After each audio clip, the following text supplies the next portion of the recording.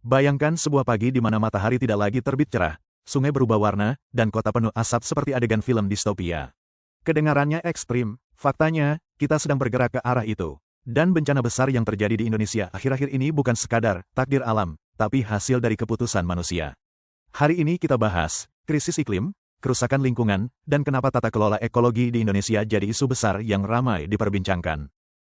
Terima kasih sudah meluangkan waktu untuk hadir dan mendengarkan. Sebelum kita mulai, aku ingin mengajak kamu melakukan satu hal sederhana, dukung channel ini supaya bisa terus berkembang dan menghadirkan konten bermanfaat setiap harinya. Caranya simple, klik like agar video ini bisa menjangkau lebih banyak orang. Tinggalkan komentar untuk berbagi pandanganmu. Dan jangan lupa subscribe supaya kamu gak ketinggalan video selanjutnya. Kalau sudah, yuk kita mulai videonya. Tarik napas sebentar, tenangkan pikiran, dan mari kita masuk lebih dalam ke topik hari ini. Coba bayangkan sejenak, suatu pagi kamu bangun, dan udara terasa berbeda. Angin yang biasanya sejuk kini hangat, hampir seperti menahan sesuatu. Di kejauhan, suara sungai yang dulu tenang kini bergemuruh, seperti sedang mengeluh.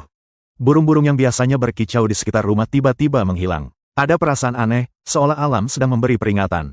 Dan mungkin selama ini kita mengabaikannya. Sebenarnya, tanda-tanda itu sudah muncul sejak lama. Tapi kita sibuk, kita terbiasa, dan kita menganggap semuanya wajar. Kita pikir, namanya juga cuaca ekstrim. Tapi semakin sering kita mendengarnya, semakin terasa bahwa ada sesuatu yang janggal. Di banyak daerah Indonesia, hujan tiba-tiba turun seperti ditumpahkan dari ember raksasa. 1 jam hujan bisa membuat jalanan tenggelam. Sedangkan di tempat lain, tanah retak karena kemarau panjang. Di beberapa kota, udara terasa sesak, asap tipis menggantung seolah menyembunyikan sesuatu. Dan setiap kali bencana datang, kita selalu mendengar kalimat yang sama. Ini murni musibah. Tapi benarkah begitu? Di balik setiap banjir yang merendam rumah, di balik setiap longsor yang menelan desa, dan di balik setiap kebakaran hutan yang memakan ribuan hektar tanah, ada hal yang jauh lebih besar sedang terjadi, dan kita semua, perlahan tapi pasti, mulai menyadarinya.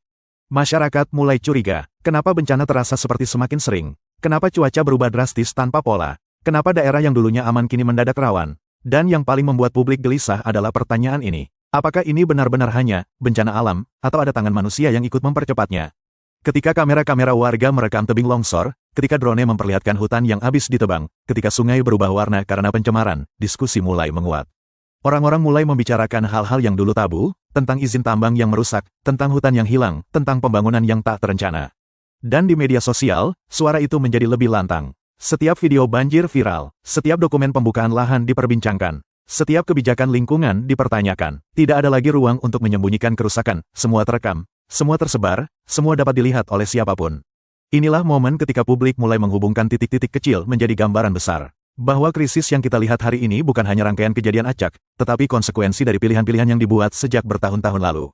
Dalam beberapa menit lagi, kita akan masuk lebih dalam. Kita akan melihat bagaimana keputusan manusia, kebijakan, industri, dan cara kita memandang alam, menciptakan gelombang masalah yang akhirnya kembali ke kita semua. Foresado ini bukan untuk menakut-nakuti, tapi untuk membuka mata, bahwa apa yang kita anggap bencana, sebenarnya adalah pesan keras, alam sedang meminta kita untuk mendengarkan.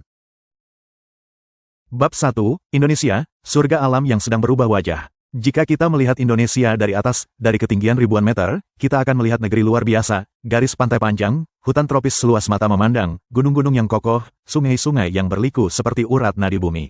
Negeri ini seharusnya makmur, aman, dan stabil secara ekologis. Tapi, sesuatu sedang berubah. Citra satelit yang dulu penuh warna hijau kini semakin dipenuhi corak coklat. Hutan-hutan yang dulunya seperti permadani hijau kini berlubang, tersobek-sobek oleh jalan tambang, perkebunan, dan pembangunan yang meluas cepat. Ketika hutan hilang, bukan hanya pohon yang lenyap. Yang hilang adalah penyangga bumi, penahan air, penjaga udara, rumah satwa, penyeimbang suhu, pelindung bencana. Kerusakan itu perlahan menciptakan domino efek yang kita rasakan hari ini. Bab 2, mencabut fondasi, bumi, deforestasi dan tambang. Bayangkan sebuah rumah besar, tiangnya diangkat satu per satu. Mungkin rumah itu tidak langsung ambruk, tapi perlahan akan retak, goyang, lalu runtuh. Itulah yang terjadi pada alam Indonesia. 1. Deforestasi yang masif. Setiap tahun, ribuan hektar hutan ditebang untuk perkebunan skala besar, pembangunan, perluasan kota, dan tambang terbuka yang melukai permukaan bumi. Pohon-pohon raksasa yang sudah hidup ratusan tahun ditebang hanya dalam hitungan jam. Dan disinilah masalahnya dimulai. Tidak ada lagi akar besar untuk menahan tanah. Tidak ada lagi kanopi untuk menahan hujan. Air yang jatuh ke bumi tidak meresap, tapi langsung mengalir deras. Sungai mendadak meluap, tanah mudah longsor. Ketika ini digabung dengan curah hujan ekstrim akibat pemanasan global, bencana yang terjadi bukan lagi normal. Ia menjadi super bencana. 2. Tambang dan lubang-lubang raksasa. Di banyak daerah, tambang meninggalkan luka menganga, lubang-lubang besar penuh air kotor yang tidak dikelola. Selain memicu kerusakan tanah, banyak sungai mati akibat limbah. Air yang dulu dapat diminum langsung dari mata air kini tercemar. Udara yang dulu segar, kini berdebu. Anak-anak yang dulu bermain di sungai kini tidak boleh lagi menyentuh airnya.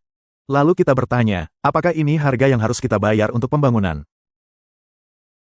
Bab 3, Krisis Iklim, Pengganda Bencana. Dalam kondisi normal, banjir dan longsor bisa jadi musibah biasa. Tapi ketika suhu bumi meningkat, efeknya seperti menyalakan mode ekstrim pada cuaca. 1. Hujan sebulan turun dalam sehari. Krisis iklim mengubah pola angin dan tekanan udara, sehingga hujan bisa turun super lebat dalam waktu singkat. Ini bukan lagi hujan biasa. Ini seperti ember raksasa yang disiramkan ke bumi. Dan ketika curah hujan seperti ini jatuh di atas daerah yang sudah kehilangan hutan, bencana tak dapat dihindari. 2. Panas ekstrim dan kebakaran hutan. Di tempat lain, musim kemarau jadi lebih panjang dan lebih panas. Rumput dan daun kering, tinggal menunggu percikan kecil. Lalu jadilah kebakaran besar yang melahap ribuan hektar lahan. Asap mengepung kota, anak-anak memakai masker, sekolah ditutup, penerbangan dibatalkan. Itu bukan adegan film, itu kenyataan yang sudah berkali-kali terjadi. 3. Laut menghangat, cuaca sulit diprediksi. Perubahan suhu laut membuat badai menjadi lebih kuat. Angin sulit ditebak, gelombang tinggi datang tiba-tiba, merusak nelayan kecil dan wilayah pesisir. Dulu, orang tua kita bisa membaca cuaca, melihat awan, merasakan angin. Sekarang bahkan BMKG pun sering terkejut dengan perubahan ekstrim. Bab 4, Tata Kelola Ekologi. Di sini letak perdebatan. Disinilah titik api diskusi publik yang semakin viral. Karena ketika bencana terjadi, publik mulai bertanya, siapa sebenarnya yang salah? Dan jawabannya tidak sederhana. 1. Izin yang tumpang tindih. Banyak wilayah Indonesia memiliki izin yang bertabrakan. Tambang di kawasan hutan, perkebunan di daerah tangkapan air, pembangunan di daerah rawan bencana. Ketika izin diberikan tanpa kajian ekologi yang kuat, alam membayar harganya. Dan saat bencana datang, rakyatlah yang paling rugi. 2. Pengawasan lemah dan penegakan hukum yang tidak tegas. Ada kasus pencemaran sungai yang berlarut-larut. Ada perusahaan yang membuka lahan dengan bakar lahan. Ada tambang yang ditinggalkan begitu saja. Walaupun aturan ada, implementasinya sering tidak berjalan sesuai harapan. 3. Suara masyarakat lokal sering dipinggirkan. Mereka yang tinggal paling dekat dengan hutan, masyarakat adat, petani, dan warga desa, justru sering tidak dilibatkan dalam proses keputusan besar. Padahal mereka adalah penjaga hutan terbaik. Bab 5, Perubahan muncul dari publik. Meskipun banyak masalah, bukan berarti kita tanpa harapan. Dalam beberapa tahun terakhir, diskusi publik meningkat pesat. 1. Media sosial mengubah segalanya. Setiap bencana kini direkam warga. Setiap kerusakan hutan viral, setiap kebijakan dikritisi publik, transparansi semakin sulit dibendung, tidak ada lagi ruang gelap. 2. Gerakan anak muda menguat, generasi muda mulai bersuara lantang, edukasi lingkungan, aksi bersih sungai, gerakan tanam pohon, kampanye zero waste, advokasi iklim. Kesadaran ini membuat isu lingkungan naik ke permukaan, menjadi bahan pembicaraan nasional. 3. Pemerintah dan industri mulai terdorong berbenah. Di berbagai tempat, mulai muncul restorasi hutan, regulasi tambang yang diperketat, penghentian izin yang bermasalah, pembangunan berbasis risiko bencana. Belum sempurna, tapi langkah kecil ini adalah tanda perubahan. Bab 6, Pelajaran Terbesar. Alam punya batas. Selama puluhan tahun, kita memperlakukan alam seperti sumber daya tak terbatas, dipotong, ditambang, dikuras, diambil lagi, lalu diulangi terus-menerus. Tapi alam selalu punya titik balik. Dan, titik balik itu sedang kita rasakan sekarang. Ketika banjir datang bukan hanya setinggi mata kaki, tapi menenggelamkan kota. Ketika longsor bukan hanya menutup jalan, tapi menghapus desa. Ketika musim panas bukan hanya terik, tapi menyengat dan mematikan lahan. Ketika air bersih bukan lagi barang murah, kita akhirnya mulai memahami, kerusakan lingkungan bukan tentang pohon yang hilang. Ini tentang masa depan sebuah bangsa. Pada akhirnya, setelah semua yang kita lihat, bencana, perubahan cuaca ekstrim, hutan yang hilang, tambang yang menganga, kita sampai pada satu kesadaran yang tidak bisa lagi kita abaikan. Bahwa krisis ini bukan sekadar masalah lingkungan. Ini adalah masalah kehidupan. Kita mulai menyadari bahwa setiap keputusan yang diambil hari ini, sekecil apapun, akan menentukan kondisi bumi yang akan diwariskan ke generasi berikutnya. Dan lebih penting lagi, kita menyadari bahwa kerusakan alam bukan hanya merugikan ekosistem, tetapi juga menghancurkan ekonomi, kesehatan, pendidikan, dan masa depan masyarakat. Ketika banjir menerjang kota, sekolah tutup. Ketika air sungai tercemar, biaya kesehatan naik. Ketika tanah longsor, lahan pertanian hilang. Ketika laut panas, nelayan kehilangan penghasilan. Semua saling terhubung. Dan semakin banyak orang mulai melihat gambaran besar ini. Disinilah payoff-nya. Kita akhirnya mengerti bahwa kita tidak bisa lagi menunggu orang lain menyelamatkan lingkungan. Perubahan tidak datang dari satu kebijakan besar, bukan dari satu perusahaan atau satu tokoh publik. Perubahan lahir dari jutaan tindakan kecil yang dilakukan oleh jutaan manusia. Ketika warga desa menolak pembukaan lahan yang merusak, ketika anak-anak muda mengunggah video viral tentang pencemaran, ketika masyarakat menanam pohon, memisahkan sampah, membersihkan sungai, ketika konsumen menolak produk yang merusak lingkungan. Saat semua itu bersatu, krisis yang tampak besar dan menakutkan itu tiba-tiba menjadi sesuatu yang bisa kita atasi bersama. Dan pada titik ini, kita memahami satu hal yang selama ini terlambat kita sadari. Kita bukan hanya korban dari krisis iklim, kita juga bisa menjadi pelakunya dan penyelamatnya. Hari ini, bumi berbicara lebih keras daripada sebelumnya. Ia berbicara lewat banjir, lewat panas ekstrim, lewat kabut asap, lewat bencana yang datang tanpa kompromi.